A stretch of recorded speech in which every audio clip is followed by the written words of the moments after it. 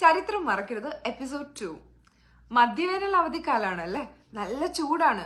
വീട്ടിലെ കുട്ടികളൊക്കെ പുറത്തേക്ക് കളിക്കാൻ പോകാൻ പോലും മടിച്ചിരിക്കുന്ന സമയമാണ്. സാരില്ല, ഇപ്പോൾ അവർക്ക് വീട്ടിലിരുന്ന് മറിച്ചു നോക്കാൻ അവരുടെ പുസ്തകങ്ങളുണ്ട്. വെറും പുസ്തകങ്ങളല്ല, അടുത്ത വർഷം അവർക്ക് പഠിക്കേണ്ടുന്ന പുസ്തകങ്ങൾ. അതൊക്കെ സ്കൂൾ അടയ്ക്കുന്നതിന് മുമ്പ് തന്നെ അവരുടെ കൈകളിലെത്തി. ഇനി സ്കൂൾ തുറന്നിട്ട് പുസ്തകത്തിനായി കാത്തിരിക്കേണ്ട കാര്യമൊന്നുമില്ല.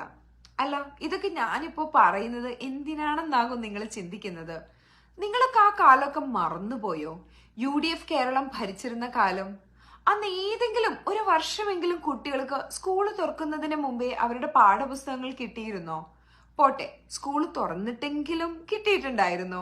ഇല്ലെന്ന് മാത്രമല്ല, പലപ്പോഴും ഓണപരീക്ഷയുടെ കാലം വരെയൊക്കെ പുസ്തകത്തിനായി കാത്തിരിക്കേണ്ടിയും വന്നിട്ടുണ്ടായിരുന്നു. അധ്യാപകരാകട്ടെ മുൻവർഷങ്ങളിൽ പഠിപ്പിച്ച പുസ്തകങ്ങൾ നോക്കിയിട്ടാണ് കുട്ടികളെ പഠിപ്പിച്ചുകൊണ്ടിരുന്നത്. ഓണപരീക്ഷ കഴിയുമ്പോൾ പുസ്തകങ്ങൾ അച്ചടിക്കാൻ തുടങ്ങും. ക്രിസ്മസ് പരീക്ഷയാകുമ്പോഴേക്കും പാഠപുസ്തകം എത്തിക്കും.